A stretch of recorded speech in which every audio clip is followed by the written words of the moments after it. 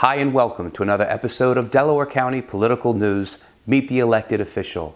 Today we are here with Joseph Neary, candidate for Upper Chichester Township Commissioner.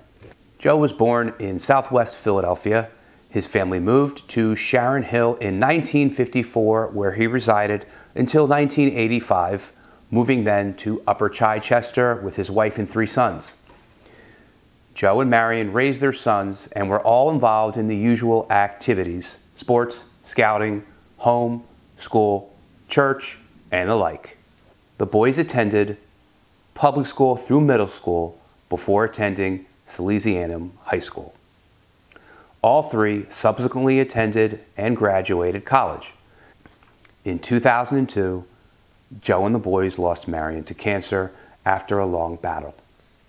In 2007, Joe met his current significant other, and they recently celebrated their 10th anniversary. In 2011, Joe's son Kevin was assaulted in Philadelphia and left a quadriplegic with no physical function below the shoulders. Joe was able to retire, and Joe and Kevin live in the family home. Joe is currently serving his 3rd term as Township Commissioner in Upper Chichester, having served from 1990 through 1993, and again from 2009 to the current. Please enjoy my interview with Joe Neary. Joe, thank you for being a guest on Delaware County Political News. Larry, I appreciate the opportunity to speak to you. Joe, what is your goal for your next term in office? There are 2 major issues that we're looking at. One is the revitalization of the corridor along Chichester Avenue from Lawhead to I-95. We want to do a streetscape program there, which will beautify the neighborhood, which we think will enhance the quality of life in Upper Chichester. The other major item in my ward is an stormwater management project over in the Boothwyn Highlands area, which generally are referred to as the Orchard Streets, and that also is an emphasis on enhancing the neighborhood. Okay. Joe, anything else on the agenda? Yes, one of the major things that we're looking at is the economic redevelopment along the Route 322 corridor, now that PennDOT has finally moved ahead with that project. How is Upper Chichester unique? Upper Chichester, it really is a great little community to live in.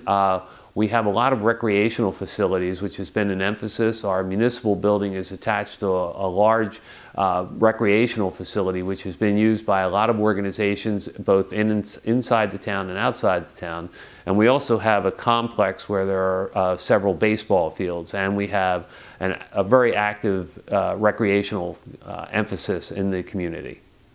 What got you interested in running for office and becoming an elected official?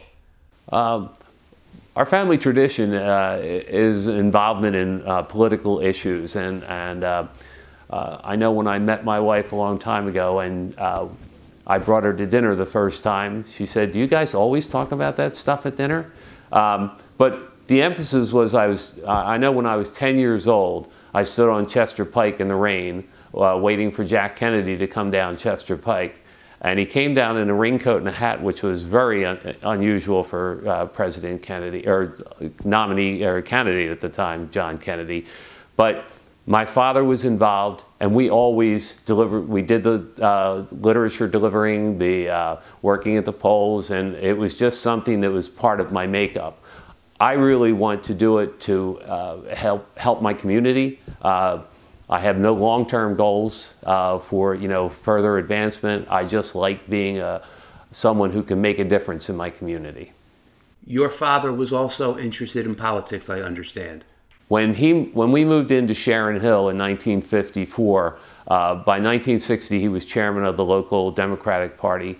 I think the registration was probably 4 to 5 to 1 at the time. But that did not discourage him. I mean, his belief was that you worked for the things that needed to be changed. And you did it respectfully, but you provided the opposition that was necessary for good government. What are your duties as a commissioner? The duties are pretty varied. One of the major things, I'll do a general first. We pass the ordinances which regulate the township in terms of zoning, property maintenance, taxation, which is always the big issue, which I'm happy to say that for 8 years that I've been the budget administrator, we have not raised taxes in the township.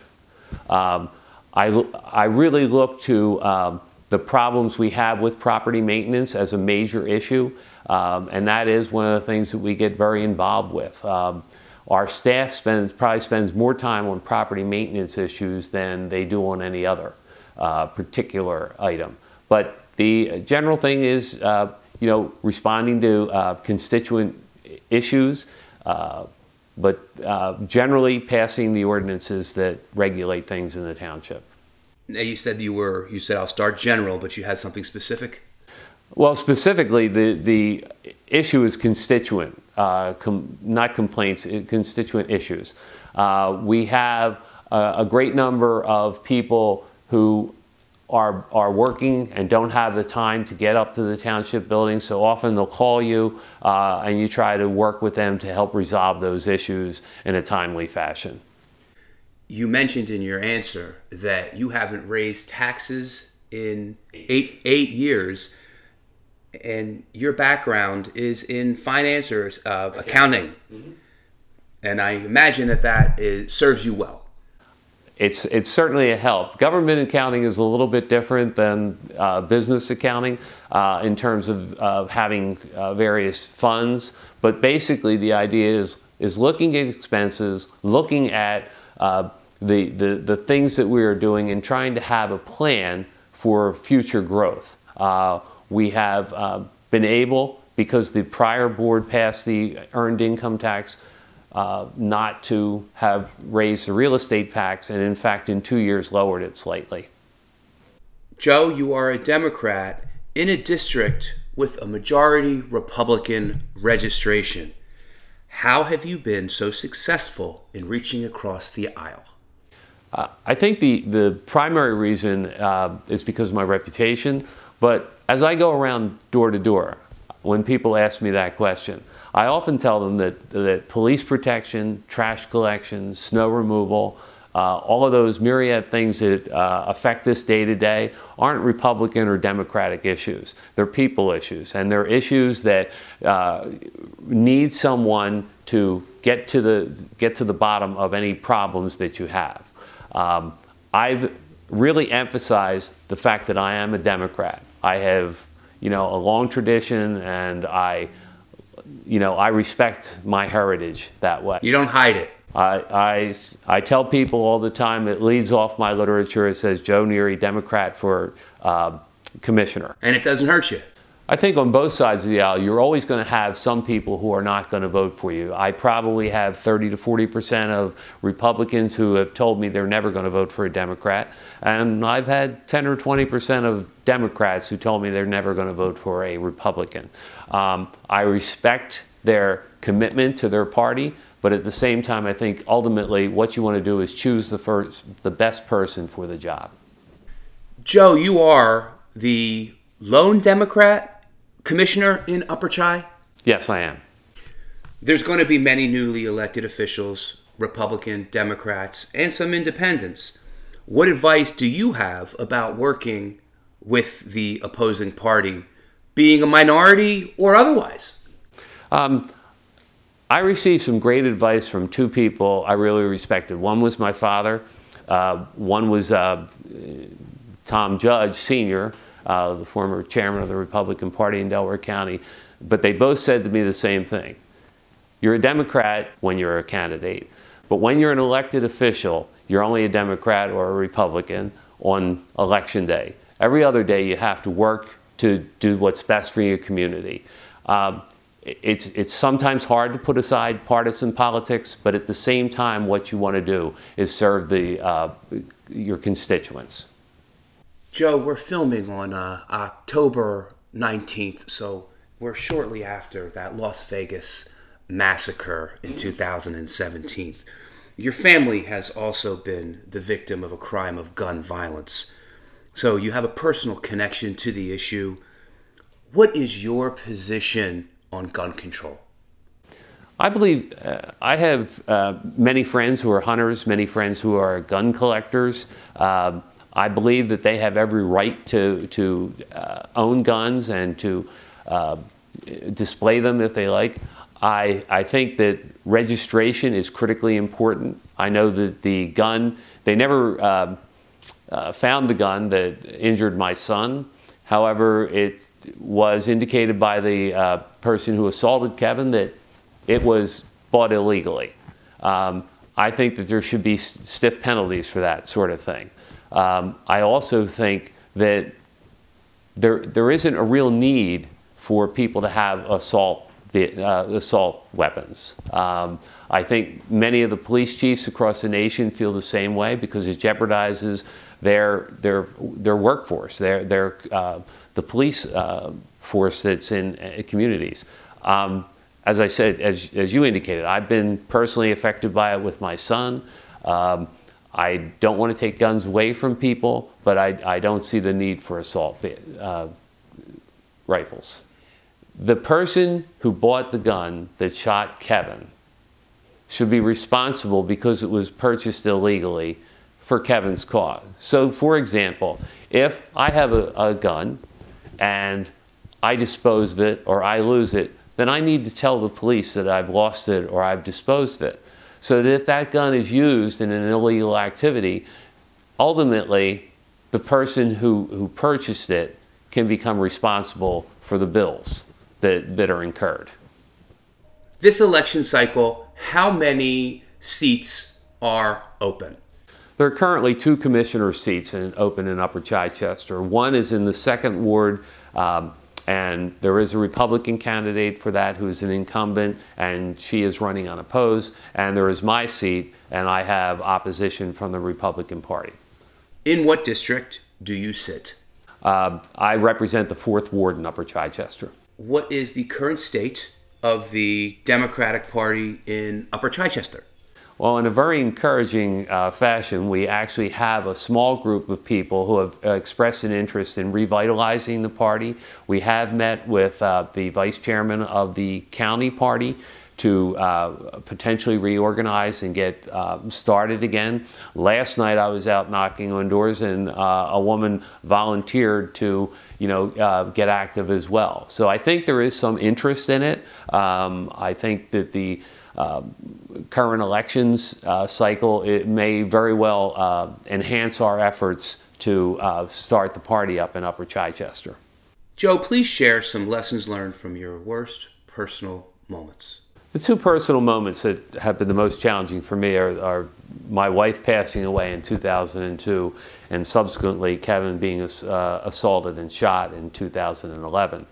And the thing I learned the most about those situations is the basic goodness of people. Not obviously the person who assaulted Kevin, but the support that we received, both Kevin and I, in terms of his injury from the community was wonderful. Obviously, the support I got from my family and friends in the passing of my wife was also critical. But I think a lot of it was the emphasis that I had, in my educational background and my moral background in terms of being able to put it into perspective that I needed to move forward. I had 3 sons that I still had to take care of when my wife passed away. Luckily, they were 18 and older, but it was a challenge. But I knew that that's what she would want me to do, and I also had the support of my 7 brothers and sisters. And they have all been wonderful now with Kevin. It's been almost 6 years since he's been hurt. And I still get people who, as I knock on doors, the first thing they ask me is, how's Kevin doing? So we still get the support of the community. And I think that's the lesson I drew from that, is the basic goodness of people and the concern that they have for others. Joe, I can lay witness to that when, I believe one year, maybe you remember the year, I think you received more hugs than not hugs when we were at your polling place yes, together. Yes. What year was that? 14?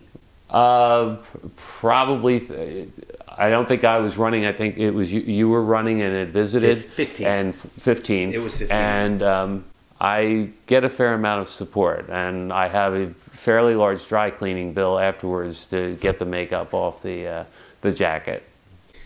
You referenced your education or support that you drew from your education, and that's something that we have in common.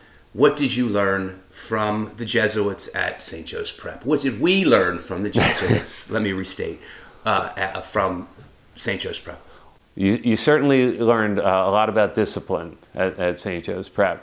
You also learned to think and to try to make the best of the situation, to continue on, even in the face of adversity, that your character defines what you become, and that